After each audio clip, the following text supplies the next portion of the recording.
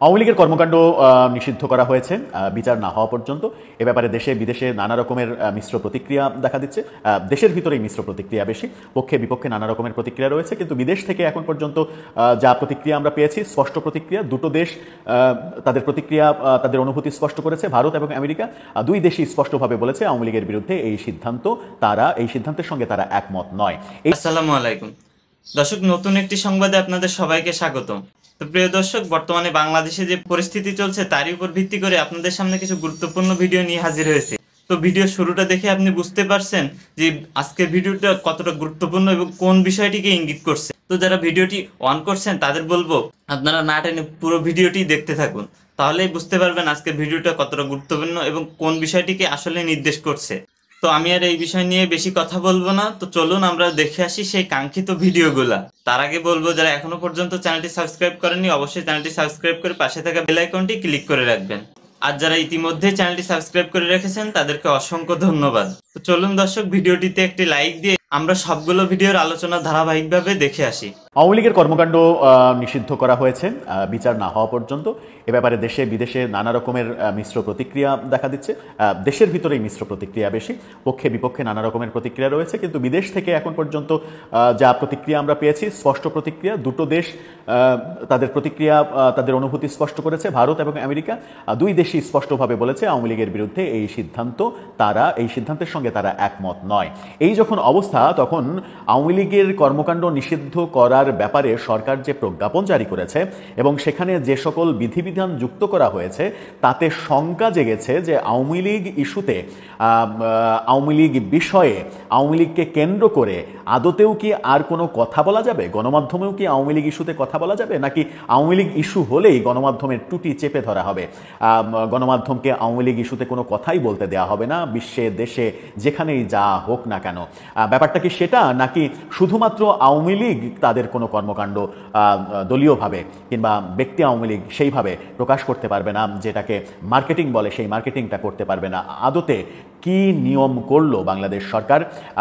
গণমাধ্যমের স্বাধীনতার প্রসঙ্গ আসছে, এটা নিয়ে বিবিসি একটা নিউজ করেছে, সেখানে গণমাধ্যমের স্বাধীনতা ব্যাপারে তারা কথা বলার চেষ্টা করেছে। কি বলছে বিবিসি? বাংলাদেশ সরকারই বা আওয়ামী লীগের কর্মকাণ্ড নিষিদ্ধ ব্যাপারে কতটুকু টলারেন্সের মধ্যে থাকবে, কতটুকু তারা সহ্য করবে, কতটুকু সহ্য করবে না। যখন উপদেষ্টা আসিফ মাহমুদ সজীব ভাইয়া বলেন যে একেবারে আনুষ্ঠানিকভাবে গণমাধ্যমকে বলেন, সামাজিক যোগাযোগ মাধ্যমে লেখেন যে আওয়ামী লীগের পক্ষে স্ট্যাটাস দিলেও পুলিশ গ্রেপ্তার করবে, স্ট্যাটাসে কমেন্ট করলেও পুলিশ গ্রেপ্তার করবে। ব্যাপারটা কি ওই দিকেই যাবে, নাকি একটা মধ্যপন্থার দিকে, নাকি অন্য কোনো দিকে যাবে? সেই আলোচনাই করবে এই ভিডিওতে। থাকবেন পলিটিক্স টিভির নিয়মিত আয়োজনে।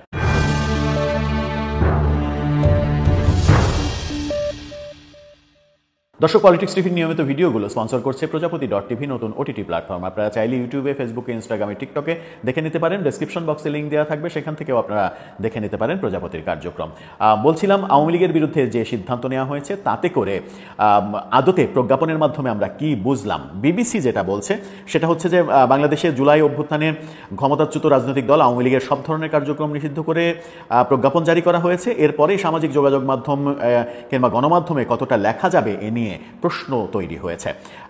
গত সোমবার প্রকাশিত প্রজ্ঞাপনে বলা হয়েছে, গণহত্যায় অভিযুক্ত দলটির নেতাকর্মীদের বিচার শেষ না হওয়া পর্যন্ত দেশের ভেতরে আওয়ামী লীগ এবং এর অঙ্গ সহযোগী ভাতৃপ্রতিম সংগঠনের যে কোনো ধরনের প্রকাশনা, গণমাধ্যম, অনলাইন ও সামাজিক যোগাযোগ মাধ্যমে প্রচারণা, যেটা বলছিলাম যে ওয়ান কাইন্ড অফ মার্কেটিং কিংবা পিআর, মিছিল, সভা, সমাবেশ, সম্মেলন, আয়োজন সহ যাবতীয় কর্মকাণ্ড নিষিদ্ধ ঘোষণা করা হলো।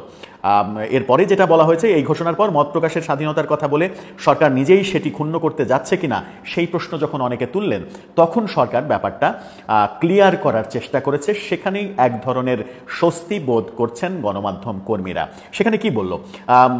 যদিও অন্তর্বর্তীকালীন সরকারের পক্ষ থেকে একটি বিবৃতি দিয়ে দাবি করা হয়েছে, আওয়ামী লীগের কার্যক্রম নিষিদ্ধ করা সংক্রান্ত প্রজ্ঞাপন অন্য কোনো রাজনৈতিক দল বা মুক্ত মতের মানুষের মত প্রকাশের স্বাধীনতাকে ক্ষুণ্ণ করে না।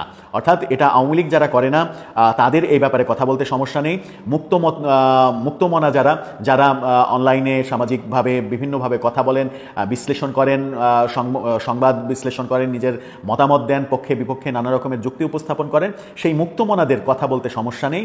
এমন ব্যাপার স্পষ্ট করার চেষ্টা করেছে সরকার, যেটাকেও অস্পষ্ট বলছেন কিছু কিছু আইনজীবী। বিবিসি বেশ কিছু আইনজীবীর বরাত দিয়ে বলছেন যে আইনজীবীরা অন্যদিকে বলছেন যে আইনের ক্ষমতা বলে আওয়ামী লীগকে নিষিদ্ধ করা হয়েছে সেটির পরিধি বিস্তৃত এবং কিছু বিষয় স্পষ্টভাবে ব্যাখ্যা করা নেই, ফলে আইনটির অপব্যবহার হতে পারে বলে তাদের আশঙ্কা রয়েছে।